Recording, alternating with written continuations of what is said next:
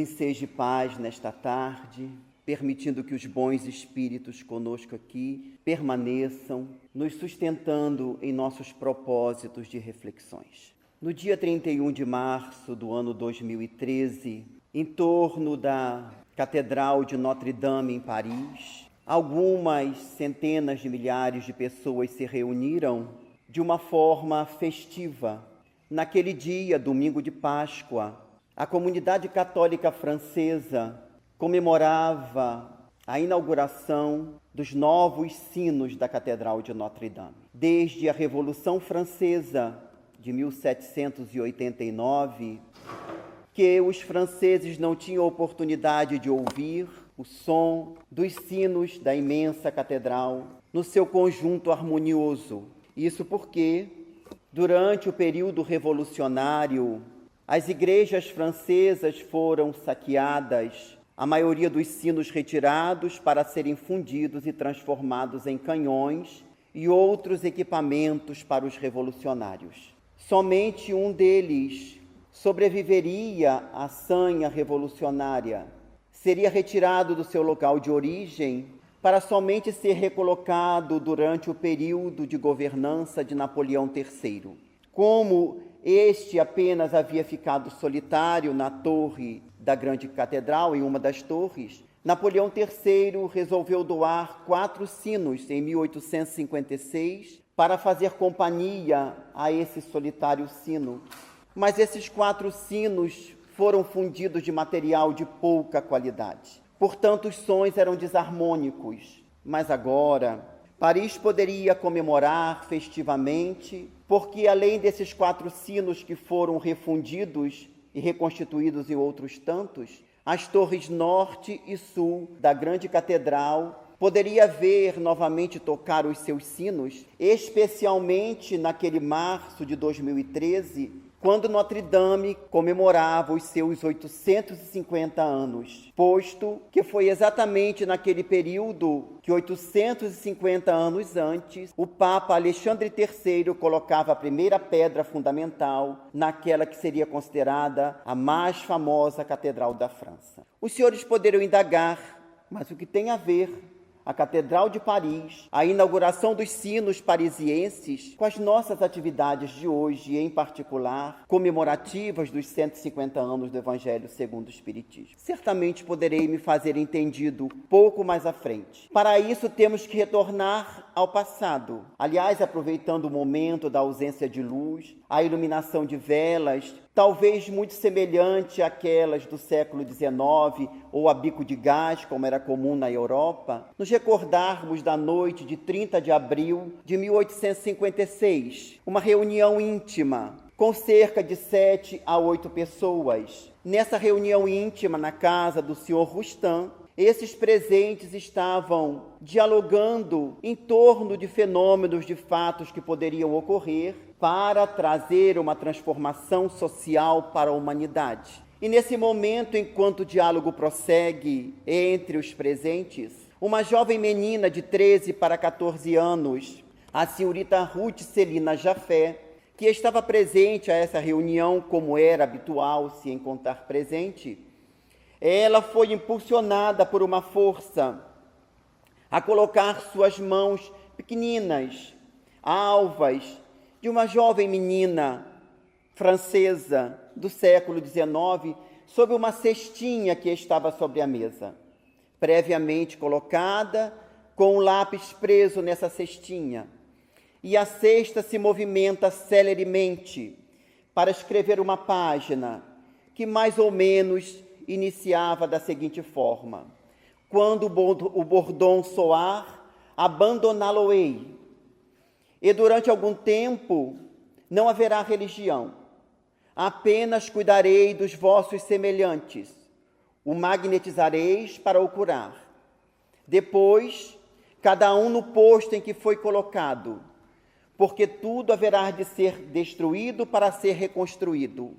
E a ti, a cesta para o momento e se vira rapidamente, como alguém que apontasse um dos presentes daquela reunião íntima, para escrever: a ti, Rivaio, seu lugar ou sua tarefa é aí.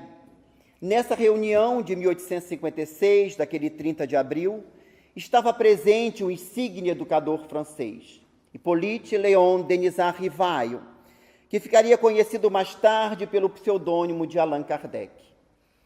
Mas nós vamos encontrar nessa página uma referência exatamente aos fatos que havíamos conversando no início relativamente às comemorações dos 850 anos da Catedral de Notre-Dame.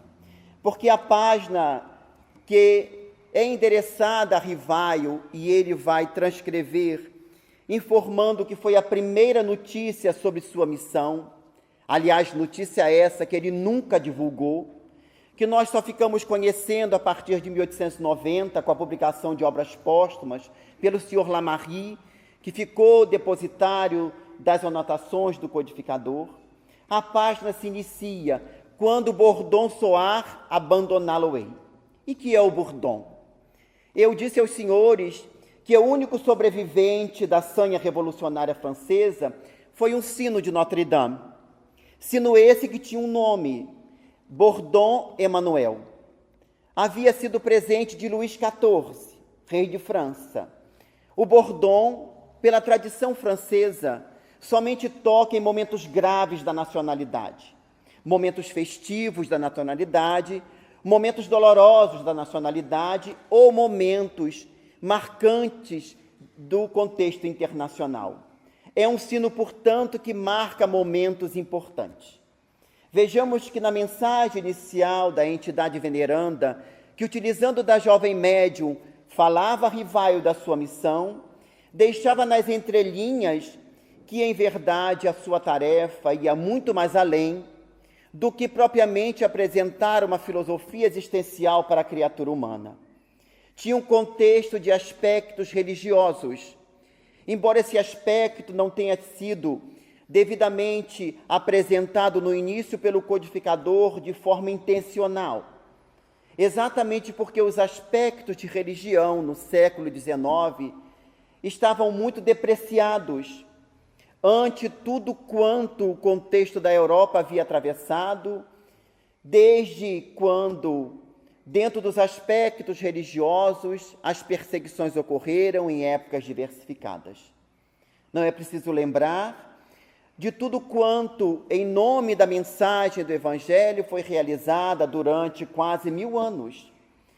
Poderíamos aqui, neste momento, recordar, a partir de 1098, quando inicialmente Pedro Eremita deseja libertar o túmulo vazio de Jesus, reunir pessoas para ir à Palestina libertar o túmulo de Jesus, não logrando êxito inicialmente de sair da Europa.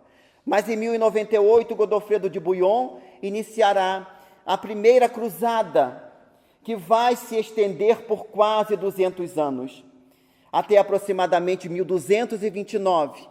São quase 200 anos em que a mensagem pacificadora de Jesus vai ser imposta a ferro e fogo àqueles povos considerados pagãos, que obviamente vão odiar aquele que havia apresentado essa mensagem, porque os seus mensageiros, ou aqueles que se colocaram nessa posição, poderemos dizer pseudo-mensageiros, falsos mensageiros da mensagem, foram instrumentos da rapina, da destruição, da morte. Então, obviamente, durante esse período, e posteriormente com a Inquisição, que iria se iniciar aproximadamente por volta de 1231 aproximadamente, iria se estender durante vários séculos, mais de 600 anos na Europa. É óbvio que a religião havia ficado depreciada diante da conduta dos religiosos, aqueles mesmos, muitos de nós talvez, que lá estivemos para realizar uma tarefa do bem e não soubemos realizá-la por vaidade, por orgulho, pelo desejo de poder. E agora, o codificador iria apresentar a mensagem como uma doutrina ou uma filosofia espiritualista, mas com consequências ético-morais no comportamento da criatura. Então, quando o espírito benfeitor informa que o Bourdon soaria para anunciar o início da tarefa, era ao mesmo tempo uma linguagem figurada e, por que não dizer, uma linguagem também real. Porque quando em janeiro de 1857, Monsieur Cibour, arcebispo de Paris, desencarna vítima de assassinato, eis que o bordão toca para marcar aquele momento triste da história parisiense. Mas no mês de abril do mesmo ano de 1857, o bordão irá soar, agora no momento festivo, quando, a 25 de abril daquele ano de 1857, o cardeal François-Nicolas Madeleine, que ficaria conhecido como cardeal Murlot, irá ser entronizado e solenemente adentrar a Catedral de Notre-Dame na condição de cardeal de Paris, no mesmo mês e ano que o Livro dos Espíritos foi lançado para o mundo. O bordão soou e a tarefa do professor Rivaio se iniciava ali, mas essa tarefa iria se desdobrar. Aliás, no prolegômeno do Livro dos Espíritos, nós vamos verificar que os Espíritos informam a Rivaio que ele deveria publicar aquela obra. Antes, a obra seria revista por eles, os Espíritos, porque a obra pertencia a ele, os Espíritos. Mas das mensagens que ele, Rivaio, havia recebido, algumas deveria ele guardar somente para si, até o momento em que os Espíritos lhe dissessem que ele deveria publicar.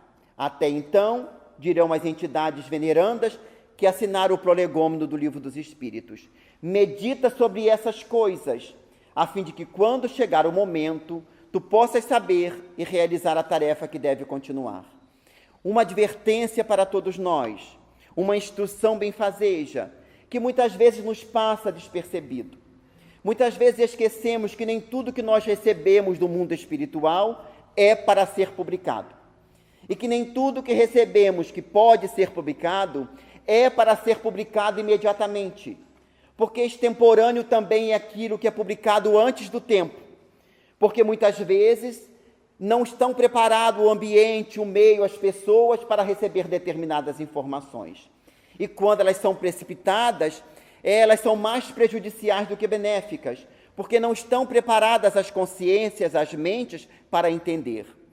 E os espíritos benfeitores informam a Rivaio que ele deveria guardar consigo aquelas informações que ainda não era o momento de ser publicada. E quando chegasse o momento, ele seria esclarecido sobre isso. E isso foi acontecendo aos poucos. Em 1861, o codificador vai lançar o Livro dos Médiuns. Após a sua segunda viagem espírita, ocorrida naquele ano de 1861, ele vai lançar o Livro dos Médiuns. Preocupado que estava o codificador, posto que um ano antes, na sua primeira viagem, onde ele vai até Lyon e Bordeaux, ele viu muita coisa exótica na prática mediúnica e ficou preocupado da forma pela qual poderia trazer as instruções para esclarecer os núcleos nascentes de como deveriam focalizar a tarefa mediúnica. Ele vai então publicar, em janeiro de 1861, o Livro dos Médiuns, que será esse guia dos médiuns, como está intitulado, e dos evocadores, daqueles que se dedicam e nos dedicamos à prática mediúnica, obra sem a qual jamais deveríamos nos arriscar nas atividades da mediunidade, sem o estudo da qual não deveríamos isso fazer.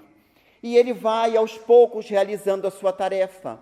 Em 1863, no mês de agosto, no dia 9 de agosto, o codificador vai receber uma mensagem.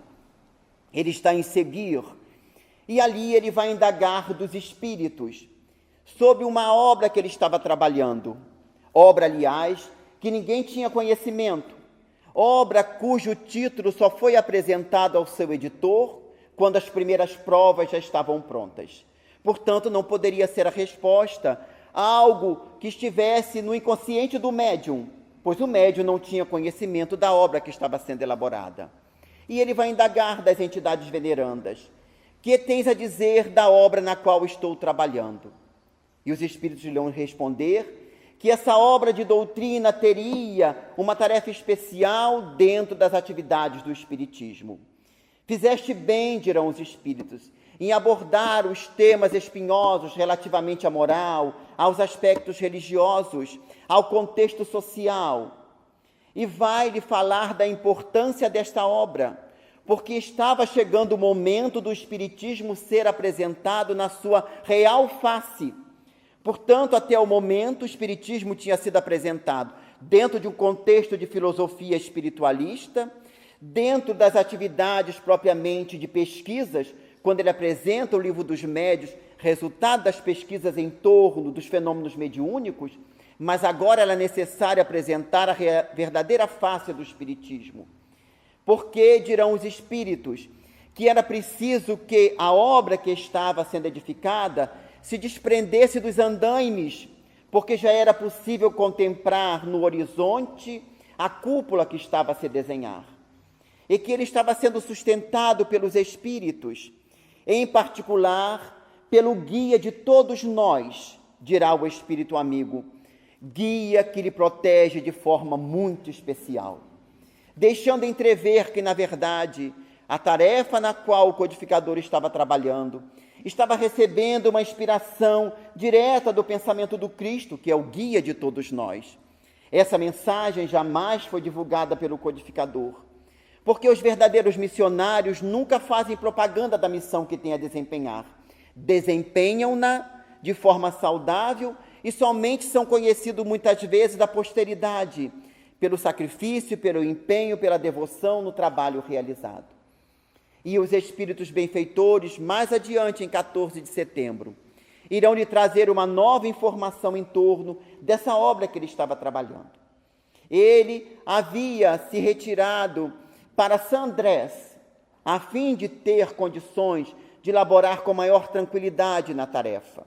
Mas havia solicitado em Paris, na sociedade parisiense, que pudesse indagar os espíritos sobre qualquer assunto. E quando os espíritos são indagados, a entidade benfazeja vai lhe dizer: quero lhe falar de Paris, embora isso não seja necessário, tu sabes disso, porque tu consegues perceber os nossos pensamentos com uma tal clareza que muitas vezes sequer imagina que os nossos pensamentos se misturam com o teu. Fizeste bem em mudar todo o plano da obra, aceitando a sugestão que lhes oferecemos.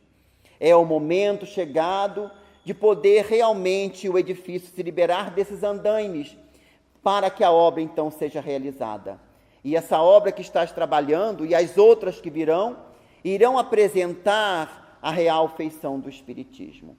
Conta com a nossa ajuda e com a ajuda do Mestre de todos nós, repetirá o Espírito, à semelhança da mensagem de agosto, que lhe tem um cuidado muito especial. Mas se até agora não desfaleceste, dirá o Espírito, prepara-te, porque as lutas irão recrudescer. E é natural, porque quando tudo está na calmaria, muitas vezes os trabalhadores esquecem com facilidade e desviam o pensamento para outras coisas. Mas quando as lutas estão acerbas, mantemos a vigilância. Obviamente estamos trazendo a mensagem dentro do nosso contexto emocional neste momento, mas para lembrar que é uma realidade que o Espírito diz ao codificador nessa mensagem de 14 de setembro. Quando tudo está bem na nossa existência, nas nossas atividades, muitas vezes nós abrimos campo para a invigilância. Mas quando as coisas estão difíceis, a dificuldade recrudesce, mantemos a vigilância, a oração constante, o cuidado nas atividades. Por isso, ainda neste mundo de provas e expiações, estamos de vez em quando abraços com as lutas intensas para mantermos a vigilância. Mais adiante, o codificador, em dezembro de 1863, irá deixar para os espiritistas antecipadamente uma ideia da obra que estava trabalhando.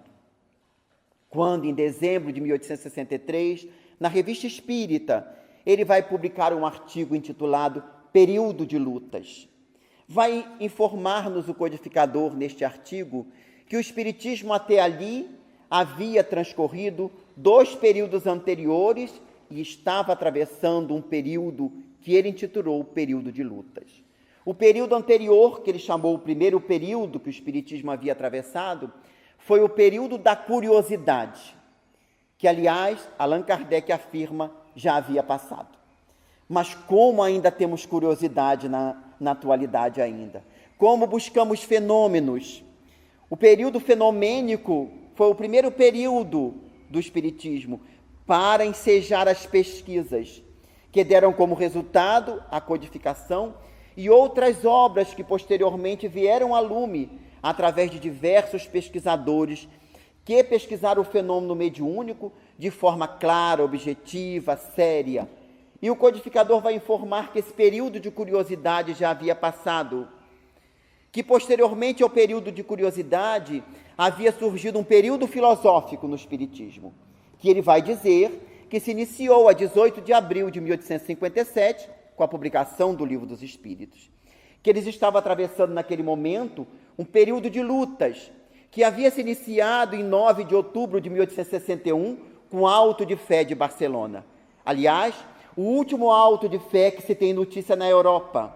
Desde aqueles recuados anos de 1231, o último auto de fé seria exatamente relativamente às obras espíritas, que seriam queimadas em praça pública, pelo bispo de Barcelona, Dom Palau, que iria fazer um auto de fé para escândalo da Europa em geral, porque a imprensa se escandalizou diante de um ato de fé, um auto de fé, em pleno século XIX.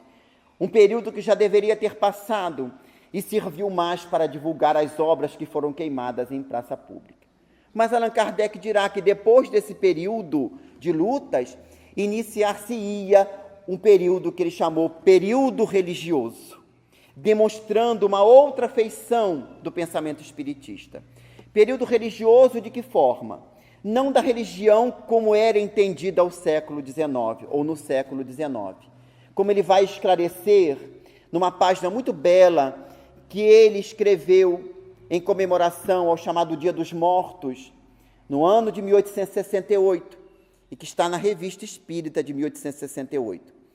Nessa página de 1868, Kardec vai dizer que se nós entendermos como religião a vivência da fraternidade, do amor ao próximo, da busca da transformação da criatura pelo bem, da ligação da criatura com o Criador, nesse sentido, o Espiritismo seria a religião e nós, espiritistas, deveríamos disso nos ufanar.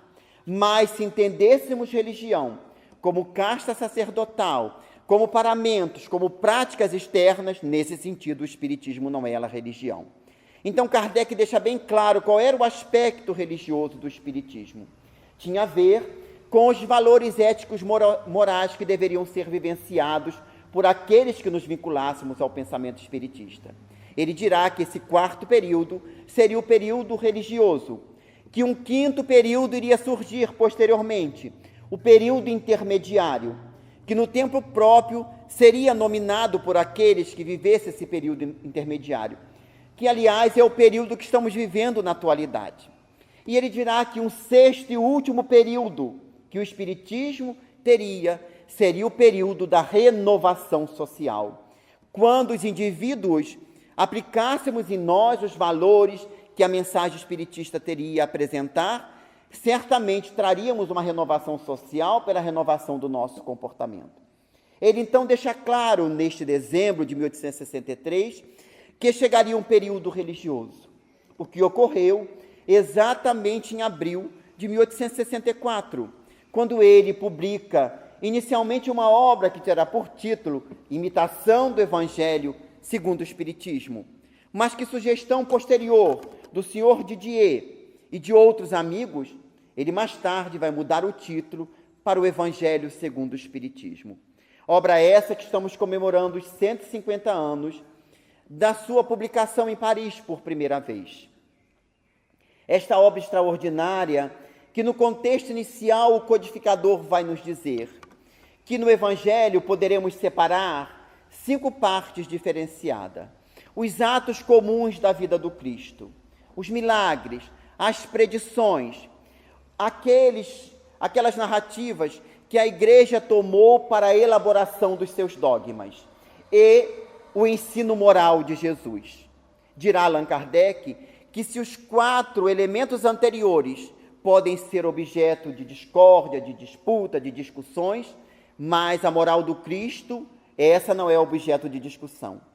porque quem quer que combatesse a moral do Cristo estaria combatendo os princípios da própria religião que abraçou. Então ele dirá que o Evangelho segundo o Espiritismo teria como objeto a moral de Jesus, que era indiscutível. E nos apresenta essa obra mostrando a autoridade da doutrina espírita através da universalidade do ensino dos espíritos. O que estava contido no Evangelho segundo o Espiritismo, aliás, muitas páginas que ele havia recebido muito antes e que ele guardou, meditou em profundidade para publicar posteriormente nessa obra extraordinária, vinha nos mostrar não a opinião de um espírito ou de um encarnado, mas a opinião de diversos espíritos, mensagens que chegaram de mais de 1000 centros diferentes espalhados pelo mundo, e que ele catalogou, reuniu, separou e pôde cotejar com os elementos dos ensinos do Cristo instituídos no Novo Testamento. Aliás, no dizer de Francisco Cândido Xavier, numa entrevista dada num programa de Hebe Camargo na década de 80, no Natal de 1987, Chico dirá que o Velho Testamento representa a súplica da criatura à providência divina e que o Novo Testamento é a resposta de Deus à criatura. Jesus vem como resposta de Deus às ânsias humanas. E é interessante observar que dentro desse contexto da universalidade do ensino dos espíritos, Allan Kardec terá ensejo de nos mostrar a aliança da ciência com a religião, demonstrando que, em verdade, a separatividade da ciência com a religião ocorreu ou teve como causa a ignorância da criatura, que se vinculou, dentro dos aspectos religiosos, a uma ideia fanatizada, que a interpretação literal de algumas afirmativas deveria ser tomada como ponto de fé. E, ao mesmo tempo, a ciência que se tornou soberba diante das suas descobertas, imaginando que tudo pudesse explicar dentro da ótica puramente material. E Allan Kardec demonstra que o Espiritismo veio trazer exatamente essa união da ciência com a religião, demonstrando o valor das pesquisas científicas exatamente para esclarecer muitos pontos que aparentemente eram compreendidos na afirmativa de Jesus. Aliás, o próprio Cristo disse que ele não poderia dizer todas as coisas, que era necessário que mais tarde o Consolador viesse para fazer recordar o que ele havia dito e para nos ensinar todas as coisas, afirmando que o Consolador ficaria eternamente conosco. Portanto, não poderia ser um indivíduo encarnado, porque ninguém encarnado fica eternamente no corpo. Mas uma doutrina, um pensamento, uma filosofia, um contexto de ilações superiores pode ficar eternamente com as criaturas. E no momento aprazado, eis que as vozes dos céus, capitaneada pelo Espírito Verdade, conforme anotado no Evangelho de João, o Espírito Verdade, que o mundo ainda não pode conhecer, disse Jesus, mas que vós o conhecê-lo-eis, porque estará convosco e ficará em vós. O Santo Espírito, ou os Santos Espíritos, que meu Pai enviará em meu nome, vos ensinará todas as coisas e vos fará recordar o que eu tenho dito. E no momento aprazado que a humanidade já estava desenvolvida nos aspectos do conhecimento, chega a mensagem espírita, e Allan Kardec terá ensejo de mostrar que, da mesma maneira que Jesus não tinha vindo destruir a lei de Deus, mas dar cumprimento, posto que a lei de Deus estava estabelecida no decálogo recebido por Moisés no Sinai, o Espiritismo também afirmava que não veio destruir a lei cristã, mas dar cumprimento a esta lei, demonstrando aquilo que até então havia sido interpretado equivocadamente pela forma literal, através da qual as criaturas humanas moldamos o pensamento de Jesus ao nosso gosto, à nossa vontade. Por isso Jesus dizer que deveria ser recordado o que ele havia dito.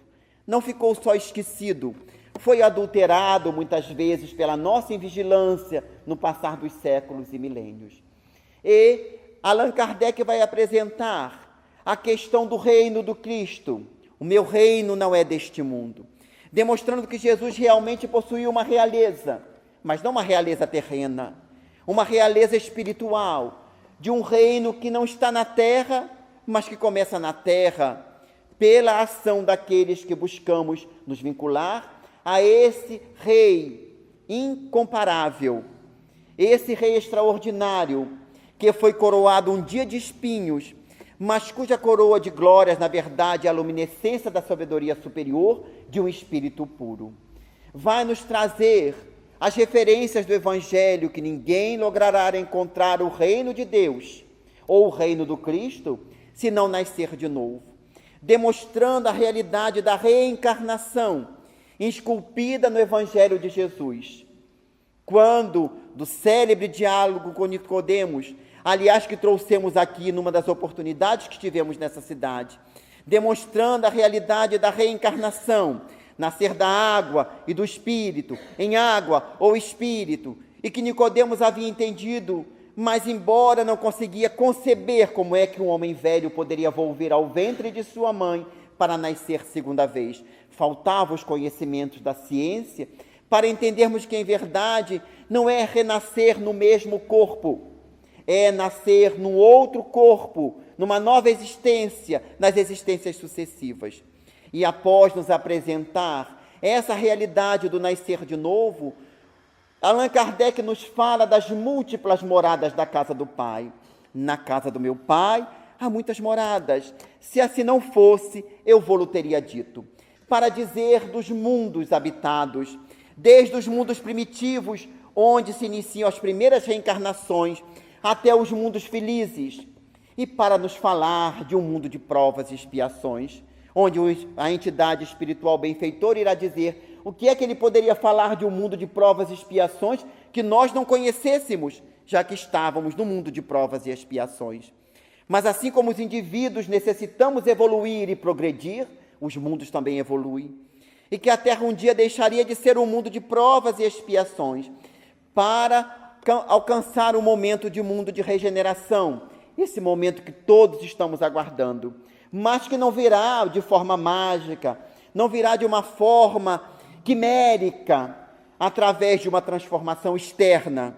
O mundo de provas e expiações deixará de existir para chegar ao mundo de regeneração quando os indivíduos nos regenerarmos a nós mesmos, sairmos dessa faixa de provas e expiações, fizermos a nossa modificação moral e espiritual à luz desse Evangelho do Cristo, do amor a Deus acima de todas as coisas, do amor ao próximo, mas do amor a nós mesmos, como criaturas que somos, nessa autoidentificação dos desvalores que trazemos ainda para serem corrigidos e dos valores que temos em potencial para serem estimulados. E após apresentar essas realidades do reino do Cristo, dos renascimentos, dos mundos habitados, o codificador vai separar um capítulo para falar dos aflitos. Bem-aventurados aflitos, para mostrar as causas anteriores das aflições. Só poderia dizer isso quando já antecipadamente tivesse esclarecido que Jesus não se equivocou ao dizer nas bem-aventuranças que os aflitos poderiam ser considerados bem-aventurados, porque Jesus falava relativamente à visão transcendental da reencarnação, da lei de causa e efeito, de ação e reação, que os aflitos de hoje, as aflições têm uma causa. Se não está na vida presente, está numa vida anterior, ou em vidas anteriores, ou melhor, colocando de forma mais correta, em existências anteriores, já que a vida do espírito é única em diversas existências sucessivas. Mas dirão os espíritos, e Kardec irá nos apresentar nesse capítulo 5 do Evangelho, que muitas vezes a maior causa das nossas aflições são as causas atuais. É a nossa conduta do presente que tem gerado muitas vezes aflições desnecessárias, pela nossa invigilância, pela nossa desatenção, pela nossa falta de cuidado, muitas vezes, no nosso comportamento. E depois dos aflitos, o codificador vai nos apresentar o célebre capítulo 6, que apresenta o Cristo Consolador, a tarefa consoladora do Espiritismo, que nos demonstra essa realidade de criaturas que vivemos ontem, viveremos amanhã, mas que em verdade precisamos realizar hoje. Não devemos viver do passado que já passou, nem vivermos daquilo que vai acontecer. Quando eu conseguir isso, quando eu conseguir aquilo, eu vou fazer. Viver o presente, procurando agir de forma saudável. E sucessivamente, nesse Evangelho segundo o Espiritismo, Kardec vai nos trazer as diversas bem-aventuranças outras, os mansos e pacíficos, os puros de coração, os misericordiosos. Vai nos falar da síntese da caridade, sem a qual não há salvação. Aliás, nós vamos encontrar na doutrina espírita a única expressão doutrinário-religiosa, filosófica, moral, que mostra que não é fora do espiritismo, das suas lides, que não há salvação, porque os demais pensamentos religiosos quase sempre, se não sempre, afirmam que sem estar vinculado a esta ou aquela religião, a criatura está perdida. E o Espiritismo não diz que fora do Espiritismo não há salvação. Fala que a salvação, isto é, a libertação das nossas mazelas morais e espirituais, estará exatamente na prática da caridade. Da caridade, não aquela de dar coisas, mas a caridade moral, a beneficência, a benevolência, a indulgência, o perdão das ofensas. Essa verdadeira caridade conforme Jesus a entendia. É esse contexto de caridade sem o qual não há salvação. E é um contexto que qualquer criatura encarnada ou desencarnada pode elaborar, pode fazer. É essa real e verdadeira caridade, de nos tolerarmos uns aos outros, de termos misericórdia um para com os outros, de sermos benevolentes, de termos compaixão diante das falhas alheias, como necessitamos de misericórdia para com as nossas faltas, para nos falar do amor ao próximo como a nós mesmos e para nos falar posteriormente do amor aos inimigos, dando uma causa muito plausível para a afirmativa de Jesus, que deveríamos amar os inimigos. Aprendeste que foi dito: amareis os amigos e odiarei os inimigos. Eu, porém, vos digo: amai os vossos inimigos, orai pelos que vos perseguem e caluniam. E Kardec vai nos apresentar no capítulo dedicado ao amor aos inimigos uma razão deste amor que Jesus nos recomenda, afirmando que para a criatura humana a afirmativa de que morto o animal, morto o veneno era falsa. A morte do inimigo libera do cárcere carnal, dando a ele uma ação maior sobre nós, se nós sintonizamos na sua faixa de ódio e de perturbação. É, aliás, uma referência para todos nós, diante do contexto periodicamente surgido na coletividade mundial e, em particular, na coletividade brasileira, quando recrudesce a criminalidade. A ideia da pena de morte é um equívoco, porque os inimigos coletivos, ao serem desencarnados pela ação nefasta do Estado, vão se liberar do veículo carnal para mais diretamente atuar agora com seu ódio sobre a própria comunidade, que não soube auxiliá-lo na reabilitação, aliás, que demonstrou a sua falência porque não soube educá-lo desde cedo, porque foi deixado de lado os aspectos da educação ético-moral da infância, que cresceu sem cuidados, muitas vezes, sem recursos, sem valores éticos morais, e que descambou num adulto criminoso, homicida, de todas as formas, mas que não necessita ser odiado, necessita ser compreendido, mas não ter conivência nos seus equívocos. Necessita muitas vezes do isolamento social, mas não de uma forma a que possamos nos vingar, quase como alguma coisa que fizéssemos sofrer bastante para passar por aquilo que fez, porque esse não é o comportamento cristão. Então, o cuidado desse aspecto, uma consideração necessária relativamente ao amor ao inimigo, porque os inimigos continuam a viver no corpo e fora dele. Então, imaginar que nos livraremos dele pela desencarnação é um equívoco.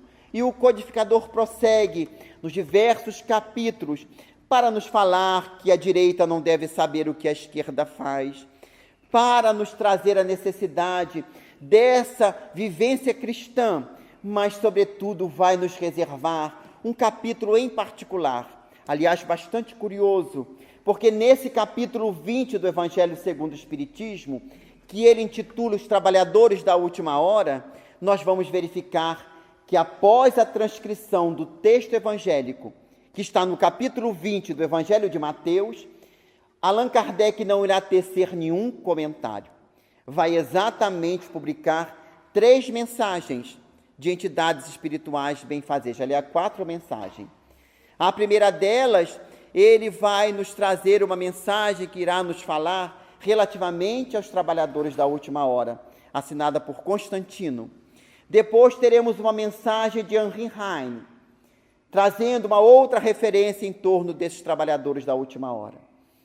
Para nos ser apresentado posteriormente a missão dos espíritas, pelo Espírito Erasto, que foi um dos precursores da codificação, um espírito dedicado, discípulo de São Paulo, que em muitos momentos nas suas páginas vai falar diretamente a nós espiritistas, nos advertindo das nossas tarefas, dos nossos compromissos. Para esse capítulo ser fechado por uma página belíssima do Espírito Verdade, intitulada Os Obreiros do Senhor, para falar que os tempos preditos tinham chegado e que era necessário que os obreiros trabalhássemos afincamente, de forma intensa, na realização do bem. E que no momento aprazado, aqueles que buscaram fazer silêncio às suas discórdias e dissensões, aqueles que calaram os seus ciúmes, seriam colocados na posição dos verdadeiros obreiros do bem. É uma afirmativa muito séria do Espírito Verdade para todos nós.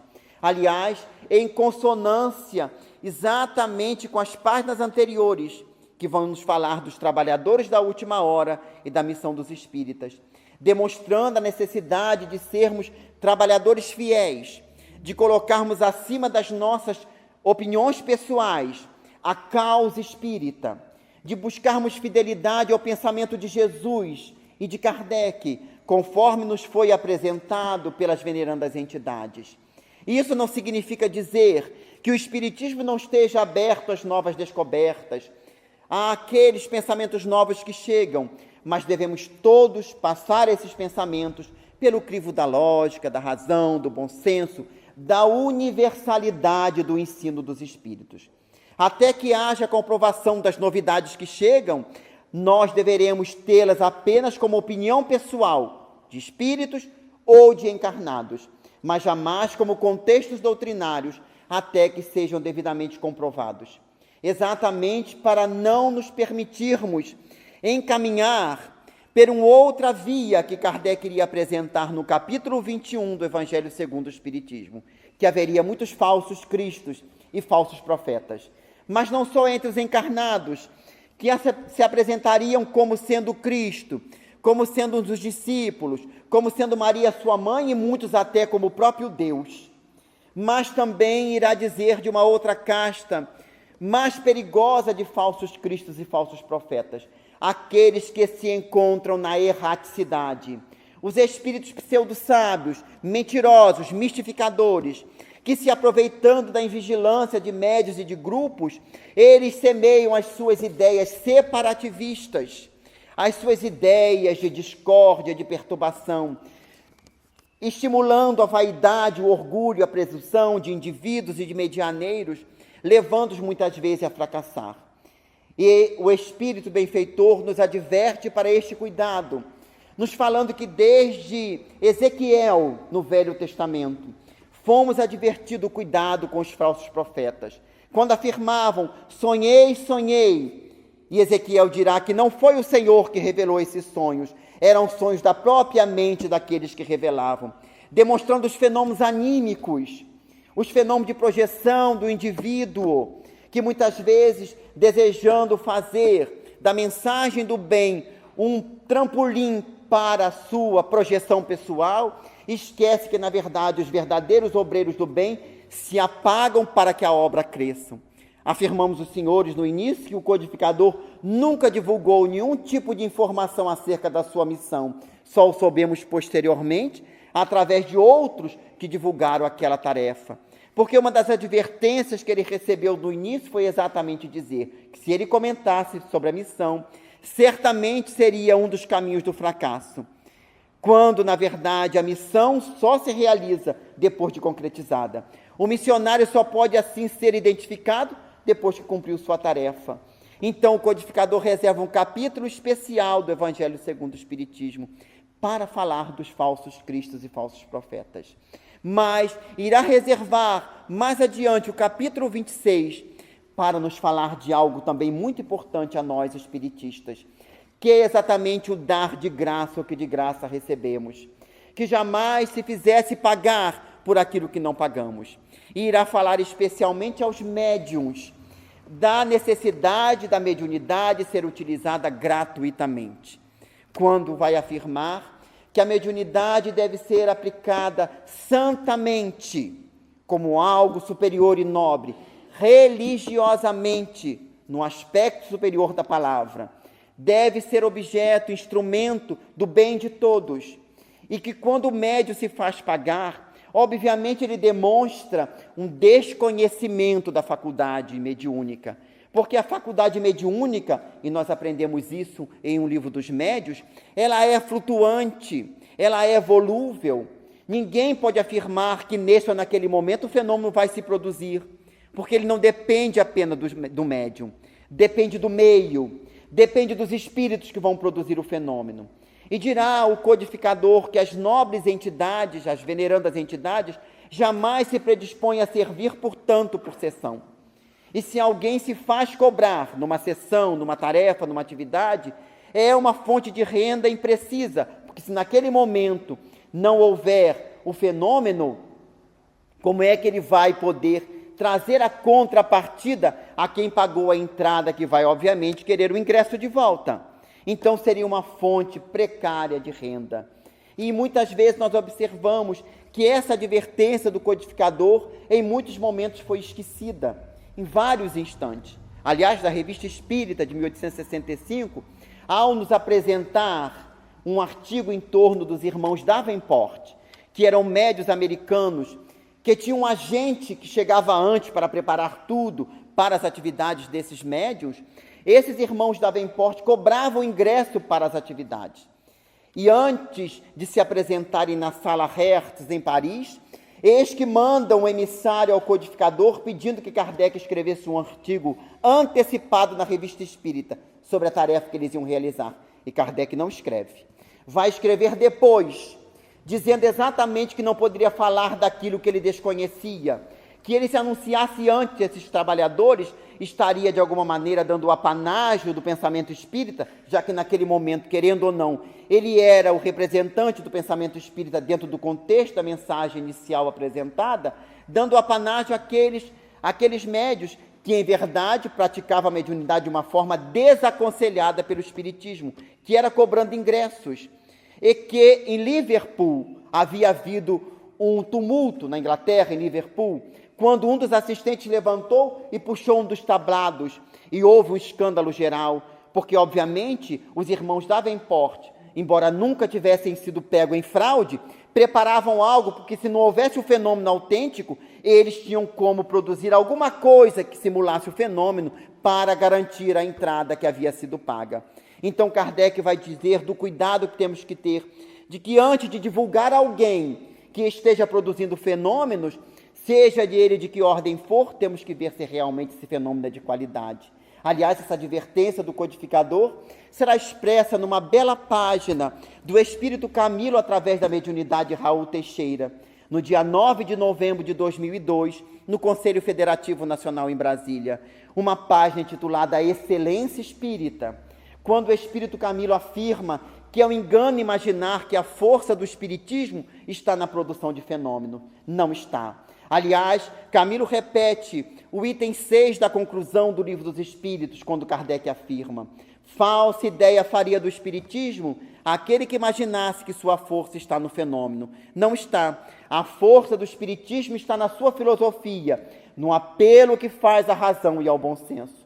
E muitas vezes nós esquecemos dessa realidade, que a força do espiritismo não está na produção fenomênica, está exatamente naquilo que ele nos traz a razão, ao bom senso, à análise, à reflexão, à súplica para que possamos entender a razão por que estamos na Terra, com a finalidade da nossa existência, por que estamos neste mundo de provas e expiações, que estamos transitoriamente no corpo, mas não somos o corpo. mas temos tarefa a realizar. E dentro desse contexto dos obreiros do Senhor, do referido capítulo 20, dentro dos trabalhadores de última hora, que os espiritistas somos convocados a sermos esses trabalhadores da última hora, não podemos esquecer a afirmativa da entidade amiga que nos fala desses trabalhadores da última hora. Bem orgulhoso seria aquele que dissesse: cheguei à primeira hora e vou trabalhar até o final, se referindo à parábola dos trabalhadores da última hora. Parábola em que Jesus fala do Senhor da vinha, que na madrugada sai de casa para trazer trabalhadores para a vinha, e convida-os e contrata com eles 1 denário pelo dia de trabalho. Depois, na terceira hora do dia, aproximadamente entre 8 e 9 da manhã, ele sai de novo e convida os que estavam pela rua. Mas por que não foste trabalhar? Porque ninguém nos assalariou. Venha trabalhar na minha vinha e eu pagarei aquilo que depois imaginar que seja adequado pagar. Não contrata preço com esse trabalhador. Vai depois sair a hora nona, a hora sexta e a hora nona, quase no início da tarde, para depois sair na hora 1/10, mais ou menos por volta de 5 horas da tarde. Dentro da cultura hebraica e judaica, o dia era dividido em várias horas, desde as 6 da manhã às 18 horas. E ele vai exatamente chegar naquele período das 5 da tarde aproximadamente, quando faltava apenas 1 hora para terminar o dia de trabalho. E vai perguntar: mas por que vocês não trabalharam ainda? Ninguém nos assalariou, venha trabalhar na minha vinha. E quando passa o horário do trabalho, manda que o responsável pelos trabalhadores pagassem a cada um deles, começando dos últimos até o primeiro. E aos últimos pagou 1 denário. E os primeiros imaginaram que iam receber mais, afinal de contas suportaram o dia, o calor, mas não, receberam 1 denário. E como eram trabalhadores bastante preocupados com o salário a receber, disseram: mas Senhor, nós trabalhamos o dia inteiro e só recebemos 1 denário igual a esse que chegou por último e só trabalhou 1 hora? E o Senhor lhe dirá: mas o que eu convencionei com vocês? Não foi 1 denário pelo dia de trabalho? Está pago o denário. A mim me é lícito pagar a esses tanto quanto a ti. Tens mau olho porque sou bom? E aí Jesus afirma que os primeiros seriam os últimos e os últimos seriam os primeiros no reino dos céus. E aí o benfeitor espiritual diz que seria vaidade e orgulho nosso imaginarmos que começamos o labor no início e estamos terminando no final. Não. Muitos fomos chamados um pouco mais cedo, um pouco mais tarde para a reencarnação, cujos grilhões estamos arrastando. Mas há quantos séculos e séculos o Senhor nos tem chamado para a sua vinha e nós não desejamos ir. Por preguiça, por má vontade, por esperarmos o momento mais adequado, segundo a nossa visão equivocada. Quantas vezes isso acontece na atualidade? Quando a mensagem nos chega na juventude, é muito cedo. Quando chega na idade mais avançada, agora já está muito tarde. E nós nunca estamos dispostos para o trabalho. Mas o Senhor nos chamou desde há muito. Mas como aqueles maus trabalhadores, ao invés apenas de não aceitarmos o convite, muitos malbaratamos o tempo, aplicamos mal, gerando crimes, derramando sangue dos nossos irmãos. E aí voltamos aos terríveis dias das perseguições religiosas por quase 1000 anos na história da humanidade. Em nome do próprio Jesus, do seu Evangelho, a mensagem foi apresentada a ferro e fogo. Quantos de nós tivemos nesses períodos, meus irmãos, da história da humanidade? Quantos não fomos chamados para a vinha do Senhor através de outras vozes no antigo Egito, na Índia milenar, na China, na Caldeia, em diversos locais onde vozes inumeráveis dos antigos profetas, dos místicos de todas as épocas, na Grécia de Sócrates e de Platão, que o próprio codificador vai nos trazer no Evangelho segundo o Espiritismo, mostrando a vinculação do pensamento de Sócrates e Platão com o Evangelho de Jesus e com o Espiritismo. Quantos de nós ouvimos as vozes de todos esses tarefeiros e não aceitamos o convite? E quantos estivemos talvez reencarnados na Europa do século XIX, naquele burburinho e naquele movimento da Paris do século XIX, que passamos pela Galeria d'Orléans, no Palais Royal, e vimos um livro novo, o Livro dos Espíritos, Talvez alguém nos falou sobre essa obra e não demos atenção. Quantos de nós, talvez, tivemos mediunidade naquele período, servimos em alguns momentos, mas desviamos a faculdade para outros caminhos. Agora estamos recebendo o convite. Somos aqueles trabalhadores que à última hora, a 1/10 hora, faltando 1 hora apenas para encerrar o dia de trabalho, estamos sendo convidados. O que é que temos feito nesse dia de trabalho que estamos sendo convidados, que é a nossa atual encarnação? Temos buscado aproveitar o tempo que dispomos para realizar a quantidade de bem que esteja ao nosso alcance? Temos buscado estudar com afinco esse pensamento que Jesus nos apresentou através da doutrina espírita? Porque não podemos esquecer uma outra advertência do Evangelho segundo o Espiritismo: a quem muito foi dado, muito se pedirá. O trabalhador que não sabe qual é a vontade do Senhor e faz coisa digna de reprimenda, menos punido será. Mas aquele que sabe, esse mais punido será, porque tem conhecimento. Nós temos conhecimento. E não adianta agora que temos conhecimento dizer, mas agora eu não quero saber, é muita responsabilidade. Já sabemos. Não esquecendo a afirmativa de Jesus aos seus discípulos: quando entrarem numa cidade, dizei, quando adentrar, rapaz, esteja nessa cidade ou nesta casa. E se a cidade e a casa for digna dessa paz, a paz ficará nela. Mas se não vos quiserem ouvir, o que Jesus disse? Matai, esfolai, vão impor a mensagem? Não. Sair da cidade, sacudir o pó e ir de adiante. Não levar mágoa, nem rancor, nem fazer beicinho, porque ninguém quis ouvir. Vai buscar outra seara. Essa cidade será mais cobrada do que Sodoma e Gomorra. Por quê? Porque teve ensejo de saber e não quis saber. Então, aquele que temos ensejo de saber e não queremos por acomodação, não deixamos de ser responsáveis por isso. E os obreiros do Senhor, conforme a afirmativa, quando o bordão, o sino de Notre Dame soou, esses obreiros foram chamados, conforme a afirmativa do Espírito, o arrivaio, naquele dia 30 de abril de 1856, ao dizer, cada um no posto que está reservado, e a ti, rivaio, teu lugar é aí. Naquele ano de 1856, naquele mesmo mês de abril, nós vamos observar a desencarnação de um dos maiores oradores protestantes que a França conheceu. Adolphe Monod era um orador protestante extraordinário, desencarnou em abril de 1856. No mesmo mês de abril de 1856, aliás, no mês de julho, no dia 11 de julho, desencarnou um outro tarefeiro do bem. Esse desencarnou nas terras de Bordeaux, na França. Era o sacerdote Adolphe de Puch, desencarnou em julho de 1856. Mas, em dezembro de 1862, no dia 29 de dezembro, desencarnou outro tarefeiro, François-Nicolas Madeleine, o cardeal Morlot, cardeal de Paris. Aliás, cardeal exatamente no período de consolidação do Espiritismo. Conselheiro particular de Napoleão III, em nenhum momento, de 1857 a 1862, a Cúria Parisiense se ergueu contra o pensamento espírita, porque François-Nicolas Madeleine era um também dos espíritos codificadores reencarnados no posto que lhe era devido, para ser o cardeal de Paris, exatamente no período da publicação do Livro dos Espíritos. E esses espíritos, Adolphe Monod, o pastor protestante, irá nos trazer uma bela página que está no Livro dos Espíritos, sobre a prece pelos mortos. Ele, que era pastor protestante, é convidado pela falange do Espírito Verdade para falar dessa necessidade de orarmos pelos mortos.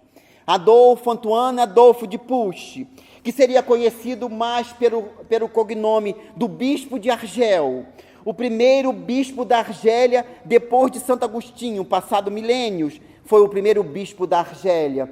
Iria nos trazer belas páginas no Evangelho segundo o Espiritismo, sobre o orgulho e o egoísmo. Iria nos falar de diversos ensinamentos E François Nicolas Madeleine, o cardeal Mourlot, por sua vez, também iria nos apresentar várias páginas do Evangelho segundo o Espiritismo. Foram obreiros do Senhor, espalhados em diversos segmentos religiosos, ao tempo do codificador, e no momento aprazado, convidados para colaborarem na codificação, demonstrando que o pensamento espiritista abarca o contexto de todo o pensamento religioso vinculado ao bem, embora tenha os seus postulados, os seus pontos. O Espiritismo nos convida a uma vivência ecumênica, o que não significa dizer trazer para o Espiritismo as práticas externas de outros pensamentos religiosos.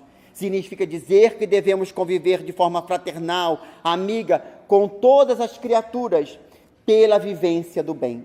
É esse o convite que o Espiritismo nos traz. E é esse o convite que o Evangelho segundo o Espiritismo, nesses 150 anos de sua publicação, nos faz.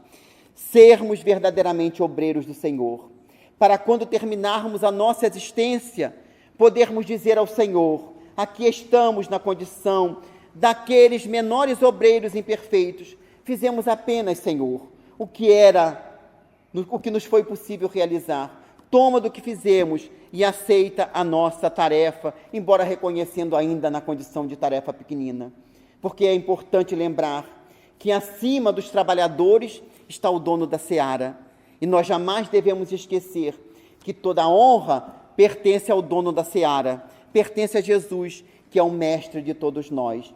E recordando finalmente a excelência figura de Paulo de Tarso, no momento derradeiro da sua decapitação, quando o algoz, aliás, cumprindo uma norma espúria da lei de César naquele tempo, o carrasco teria que cortar a cabeça do apóstolo condenado à morte.